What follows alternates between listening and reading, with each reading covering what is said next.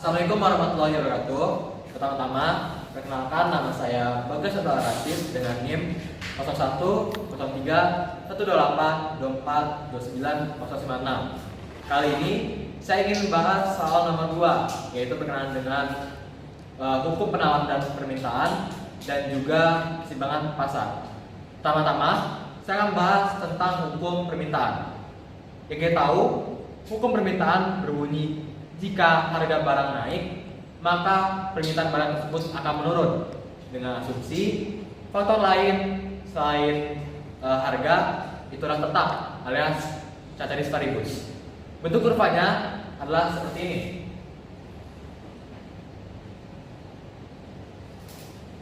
Di sisi vertikal ini ada harga barang dan juga kuantitas barang permintaannya. Dan ini adalah garis permintaannya. Seperti bunyi hukum tadi, jika harga naik, maka permintaan akan menurun. Kita misalkan awal-awal harganya 20, maka permintaannya adalah 10 di sini. Jika harganya naik menjadi 30, maka sesuai hukum permintaan tadi, maksud saya kuantitas barangnya akan berkurang. Di sini saya misalkan menjadi 8. Lalu sebaliknya, jika harga barangnya turun, maka permintaan akan meningkat. Saya misalkan lagi di sini 10.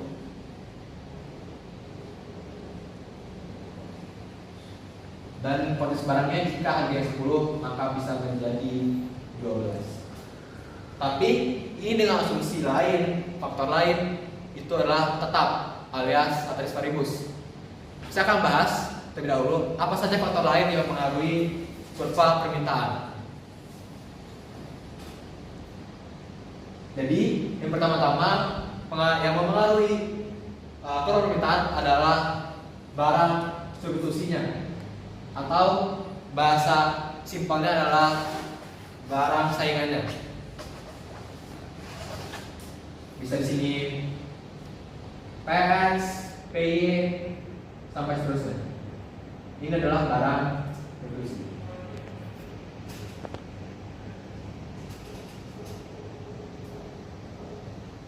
Lalu juga ada pendapatan seorang. Yang simbolkan di sini I.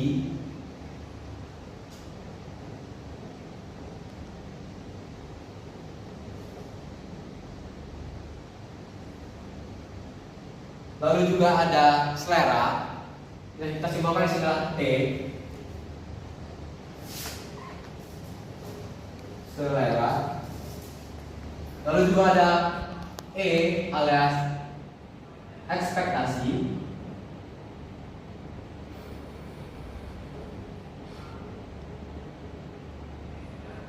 Dan juga ada populasi.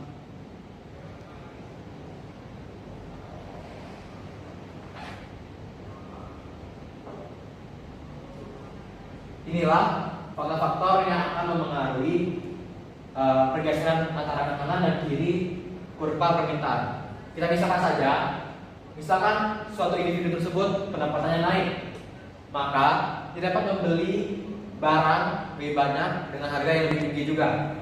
Kurvanya akan bergeser ke kanan seperti ini.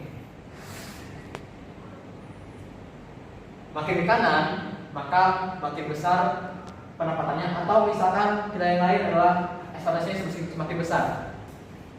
Lalu bagaimana jika seleranya itu rendah dalam suatu barang? Maka kurvanya akan bergeser ke kiri.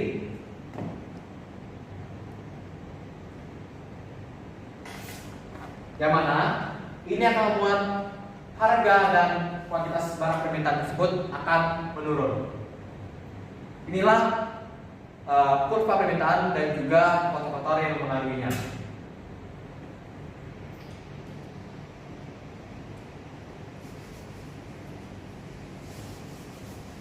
Baiklah, Sekarang kita akan bergerak menuju hukum penawaran.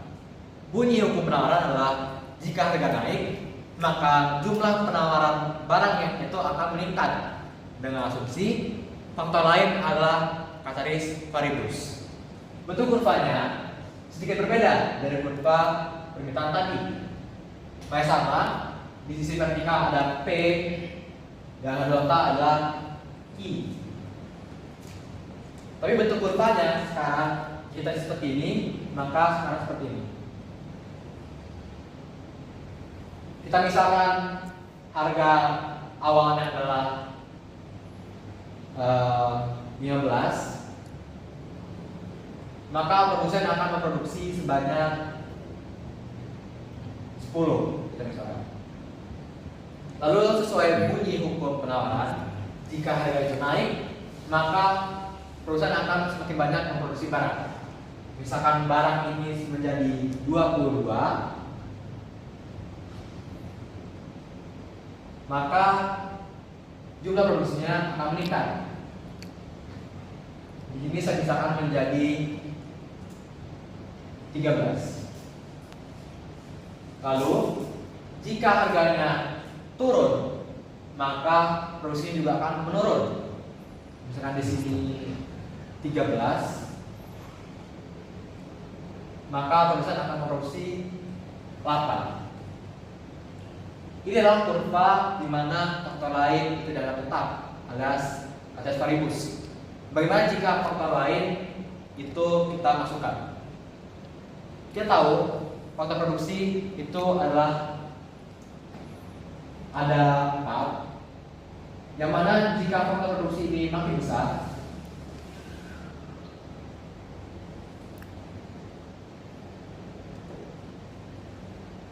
maka akan meningkatkan juga biaya produksinya.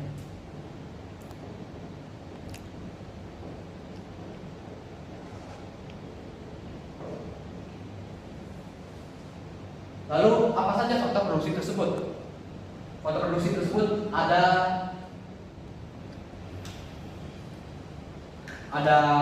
kewirausahaan,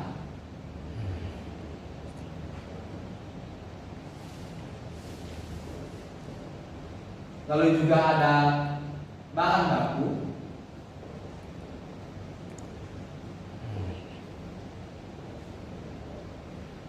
ada tenaga kerja,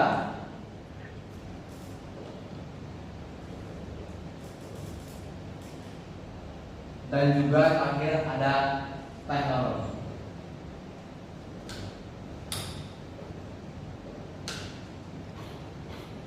Kurva ini akan bergeser ke kanan bawah,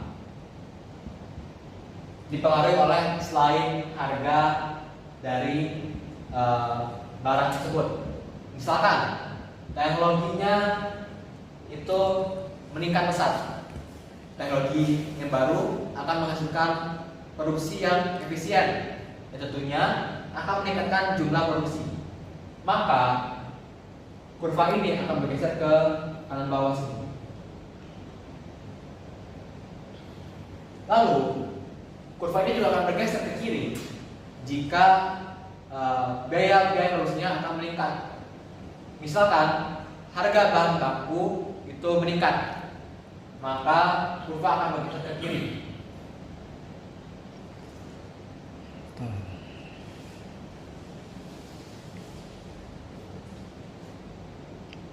Yang mana tandanya harga yang semakin mahal, tetapi kuantitas yang diproduksi itu semakin rendah.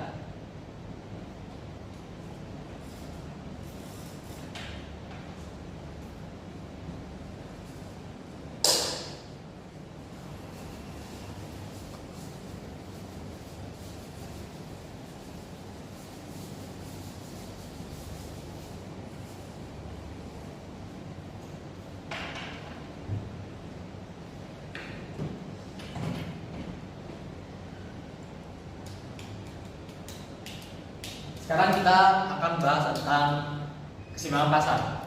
Dalam menentukan keseimbangan pasar, kita perlu menggabungkan kurva permintaan dan juga kurva penawaran. Seperti ini bentuknya. Misal hasil tadi atas ini P dan di sini adalah I. Misalkan di sini ada kurva permintaan dan juga kurva penawaran. Maka keseimbangan pasarnya adalah berada di sini.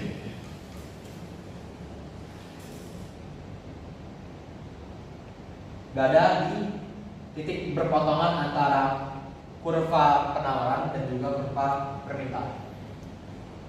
Lalu bagaimana jika kita masukkan faktor-faktor yang mempengaruhi permintaan dan penawaran tadi? Kita misalkan di sini ekspektasi terhadap barang tersebut itu naik, maka ini adalah kurva permintaan. Maka akan bergeser ke kanan. Dan titik keseimbangan pasarnya akan berpindah menjadi di titik ini. Disimbolkan di sini E1.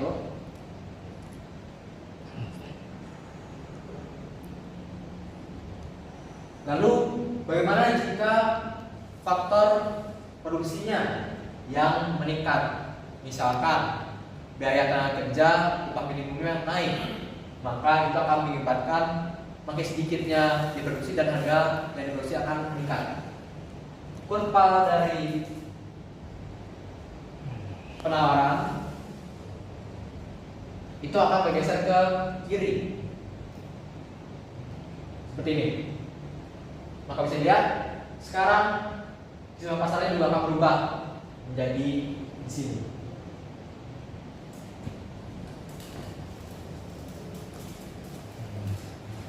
Jadi inilah yang mengakibatkan keseimbangan pasar itu berubah-ubah. Yaitu faktor-faktor lain selain harga.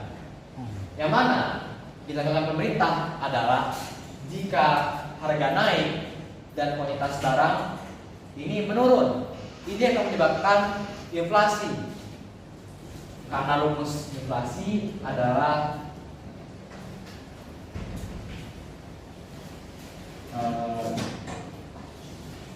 harga lebih besar daripada pendapatan.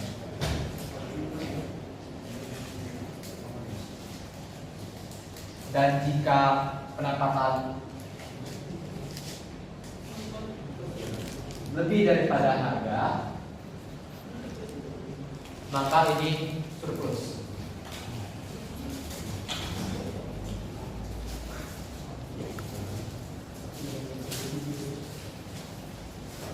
Kalau dalam kurva shortage atau inflasi ada berada di bawah sini. Ini adalah inflasi dan ini adalah surplus ya.